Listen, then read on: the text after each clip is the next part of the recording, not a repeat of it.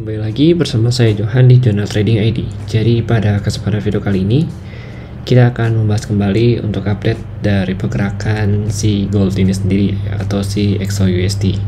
Oke, kalau kita perhatikan memang ya untuk si gold ini kemarin itu dia sempat turun dari kurang lebih tanggal 14 ya. Kan terakhir kita update itu tanggal 14 ya, dia masih di 1958, kemudian dia turun sampai kurang lebih ke harga 1925 ya. Di sini 1925 ini juga sebenarnya sudah kita bahas juga ya beberapa video. Kalau ini adalah target yang memang potensial untuk dicapai karena dari si open interest datanya yang kita lihat di sini ya, 1925 itu ada sekitar order buy yang tumpuk ya, atau putnya itu ya, put money tumpuk sebesar 1739 gitu. Tapi ini udah diambil sama dia. Nah untuk saat ini harganya itu saat ini ya, untuk si gold saat ini itu di 1958, berarti ya si 1960 ini itu masih menjadi area resisten dia nih untuk saat ini gitu. Nah ini 1960, kemudian nanti ada lagi di 1975 gitu, 1975 sampai 1980. Nah yang paling besar itu kemana? Kalau kita lihat itu ada di angka 2000 di sini untuk resisten yang memang kalau kita perhatikan cukup kuat ya, karena memang call money-nya itu di angka 2000 itu ada sekitar 2629 gitu. Nah ini juga kalau kita perhatikan ya, berdasarkan dengan open interest data untuk saat ini, karena dia sudah ambil order yang di 1925 ya, kemungkinan besar dia masih akan lanjut ya, berdasarkan data di sini akan lanjut ke harga 1975 kembali untuk mengambil order call money yang 1954 ini gitu. Itu yang kalau misalkan saya perhatikan. Tapi kalau secara teknikal di sini ya, kalau secara teknikal ini adalah mapping baru dari si gold ini sendiri. Dan juga kalau kita perhatikan ya, untuk Amerika sendiri kan memang ada beberapa news juga yang kalau kita lihat dari tanggal 13 Juni ya, 14 Juni, 15 Juni ya, itu kan ada beberapa news dan memang rata-rata hasilnya. Jadi ditambah lagi untuk yang FOMC kemarin ya, itu kan saya juga belum sempat bahas. Nah kalau untuk FOMC kemarin itu dia memang nggak menaikkan suku bunga, artinya suku bunga itu di pause dulu oleh Fed itu sendiri. Dan kalau si presidennya bilang sih, atau si Fed itu sendiri bilang ada kemungkinan besar nantinya akan dinaikkan lagi gitu. Jadi di pause untuk sementara waktu gitu, entah dia akan dinaikkan di bulan Agustus ya kan, atau di bulan Juli ya, itu masih dipertimbangkan oleh mereka. Nantinya mereka juga mau lihat data inflasi, soalnya untuk saat ini ya inflasi report di bulan Mei itu hasilnya menurun gitu. Jadi ya memang bisa dikatakan ya, jadi gara-gara hasil inflasi yang, angka inflasi yang menurun ya, memang ada penurunan bahasanya. Jadi dia itu tidak melakukan ya, lebih tepatnya tidak melakukan kenaikan suku bunga gitu. Nah ini kalau kita lihat di news report yang sebelumnya, nah kalau kita kan dari yang 0.4 diprediksi ke 0.2 gitu. Lalu di sini ada 0.1 ya inflation rate-nya untuk yang bulan Mei gitu kan. Berarti kan dia menurun nih dari 0,4 ke 0,1 gitu. Nah, ini yang buat si Fed itu sebenarnya melakukan pemberhentian sementara waktu atau mempause ya bahasa itu, untuk kenaikan suku bunga. Jadi nggak dinaikkan. Tapi kalau misalkan si inflasi rate itu naik lagi ya, kemungkinan besar nanti di next FOMC itu akan dinaikkan kembali suku bunganya gitu. Jadi antara bulan Juli atau Agustus. Tapi ya kita sih berharapnya untuk dinaikkan dulu ya, karena memang nantinya kalau belum dinaikkan maka nanti sebenarnya dampaknya itu adalah ke si DXY gitu. Nah ini kan kalau kita perhatikan si DXY ini kan turun ya kan. Nah, turunnya DXY ini karena memang suku bunganya tidak dinaikkan, jadi memang ada pelemahan ya untuk si DXY ini sendiri gitu. Tapi biasanya kalau untuk penurunan ini bersifatnya hanya sementara gitu. Jadi tergantung dari kebijakan Fed kembali gitu. Nah untuk hari ini sendiri, kalau kita lihat ya, mau newsnya hari ini, kita cek news dulu. Nah ini kan hari Jumat ya, kalau kita perhatikan. Nah untuk hari Jumat ini, today ya, belum ada news yang cukup signifikan untuk menggerakkan market, karena memang rata-rata tuh bintang 2 ya. Kalau bintang 2 berarti belum ada news yang cukup bisa dibilang memberikan impact yang besar gitu. Paling harus kita perhatikan itu adalah si Michigan Consumer Sentiment ini satu gitu. Ini harus kita perhatikan. Ya, ini satu news ini harus kita perhatikan, yaitu adalah Michigan di jam 9 ya. Ini Michigan. Kemudian hasilnya kalau untuk yang kemarin ya, kan nanti di tanggal 16 Juni ya. Nah, ini kan kalau kita perhatikan untuk yang bulan kemarin ya, di tanggal 26 Mei itu kan previousnya itu kan 63 ya, 0.5, actualnya itu adalah 59.2 gitu, berarti kan lebih bagus gitu kan. Nah, kalau kita lihat lagi ya, ini sebenarnya kalau kita lihat previousnya 63, actualnya 59, sebenarnya ini lebih rendah sih gitu. Hanya saja forecastnya itu kan 57.9, artinya dia itu lebih di atas forecastnya, jadi sebenarnya dianggap bagus. Tapi sebenarnya ya, untuk si Michigan Consumer Sentiment ini itu menurun gitu, mengalami penurunan. Nah, kan kalau dia bilang di sini adalah higher than expect reading short take a positive or bullish ya kan, karena dia ini sistemnya ada 57.9 sedangkan aktualnya 59, jadi lebih besar nih gitu. Nah, untuk yang minggu ini ya, atau yang hari ini di tanggal 16 nanti, ini tuh kalau kita lihat ya, dari 59 ada kenaikan koreksi ke 60 gitu. Nah, nanti kalau misalkan ininya bagus untuk si USD ya, hasilnya ini kemungkinan besar bisa memberikan sentimen positif untuk si DXY sendiri gitu. Karena kalau kita perhatikan sendiri, si DXY juga belum bisa nih break dari struktur harga turunnya dia gitu, dan dia juga udah mengalami penurunan yang cukup tinggi, yang cukup dalam gitu.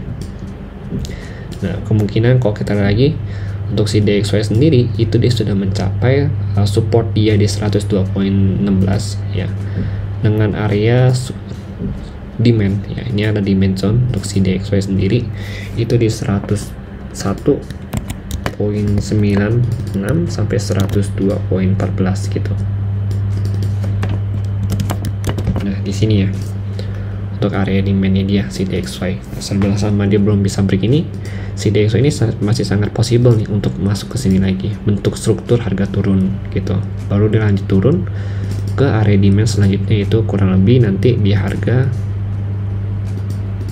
101.3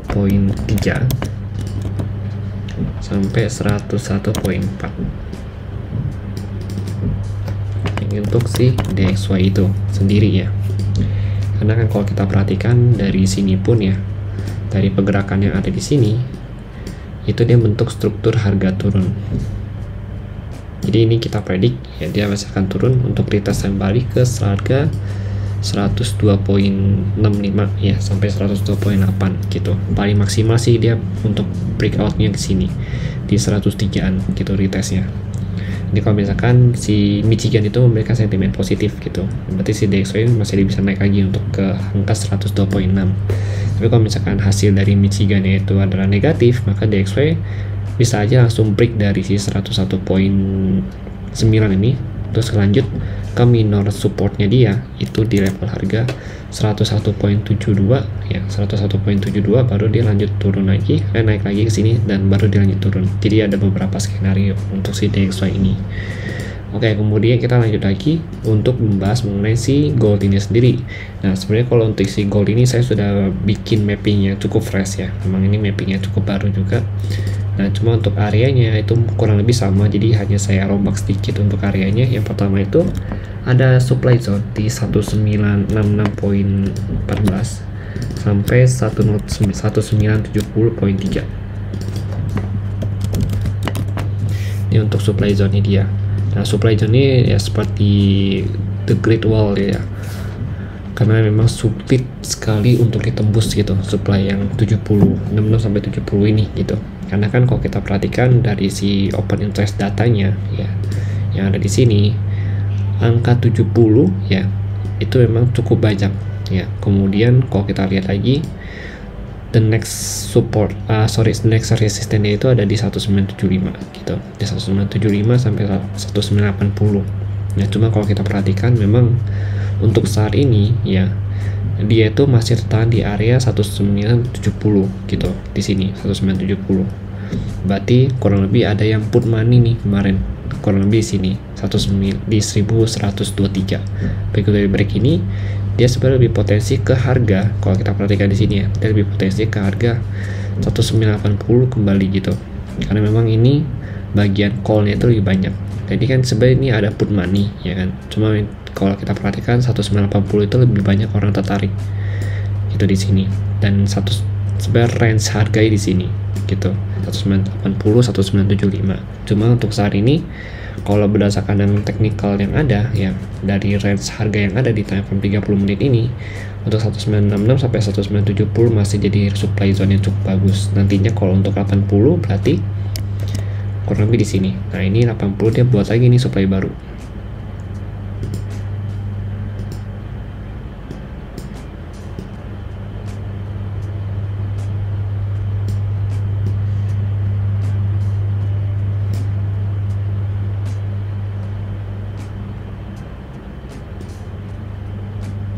Nah, di sini ini adalah next sell zone ya gitu. Ini adalah terminal yang selanjutnya 1978 ya, kita ambilnya toleransi 10 pip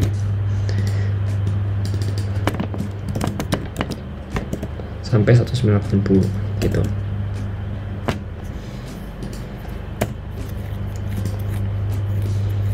Nah, ini next sell zone dia gitu. Untuk saat ini berarti kita punya dua selling point ya.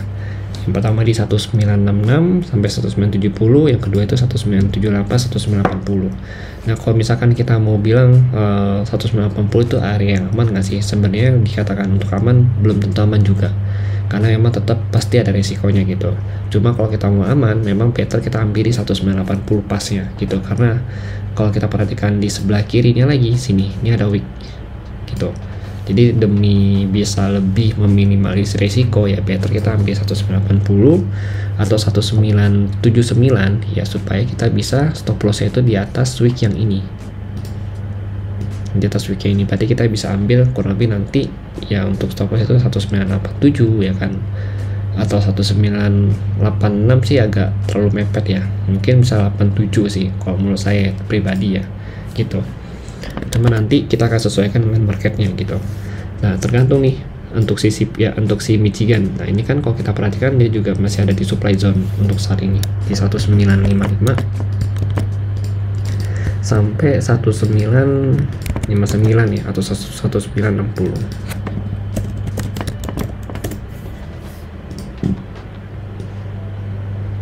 Nah, ini supply zone dia untuk saat ini yang terbentuk. Sebenarnya ini supply yang cukup baru ya, karena memang baru terbentuk di sini. Dia belum reject juga untuk yang saat ini ya. Cuma di sini udah mulai ada tanda-tanda rejection kalau kita perhatikan di sini.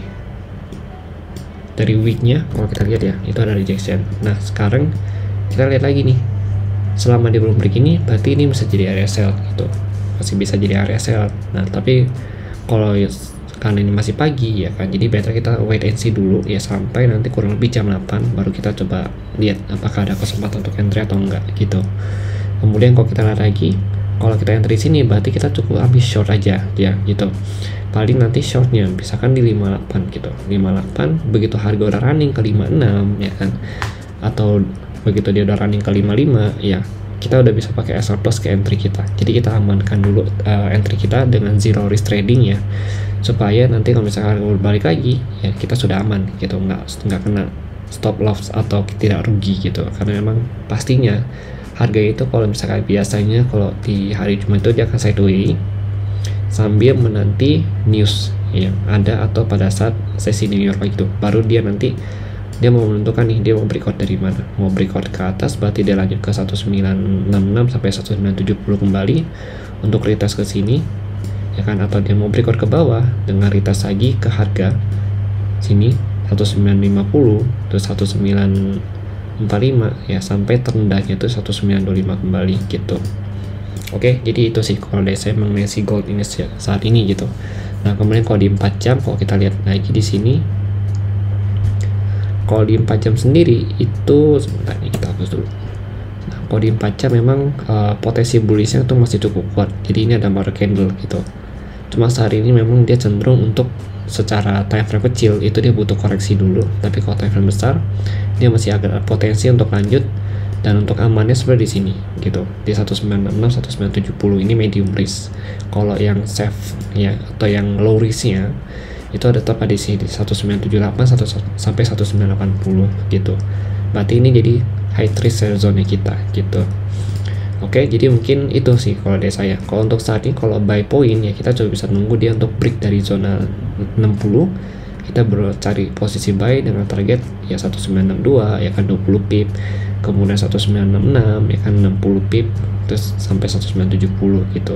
Nanti kan 100 pip nih sampai sini gitu. Baru dari sini nanti kita cari selling point lagi gitu. Oke, jadi mungkin sekian dari saya untuk si gold ini sendiri ya. Kalau dari 4 jam memang masih bullish, tapi secara tren di sini ya, secara tren karena dia belum bisa break dari si level 1960, maka bisa dikatakan trennya masih belum berganti di sini karena swing low-nya di sini, swing high-nya terakhir di sini, kemudian swing low-nya kan terakhir di sini gitu. Oke, jadi minimal dia break dulu dari sini baru bisa dikatakan ada pergantian tren di 4 jam begitu. Oke, jadi mungkin sekian dari saya. Terima kasih. Kalau kalian tidak suka dengan video ini, silahkan di dislike aja. Dan kalau kalian suka dengan video ini, silahkan di like. Dan jangan lupa untuk subscribe channel YouTube Natrading ID ya. Dan bagikan kepada teman atau keluarga kalian yang memang membutuhkan video analisa seperti ini setiap harinya. Terima kasih dan sampai jumpa pada video berikutnya.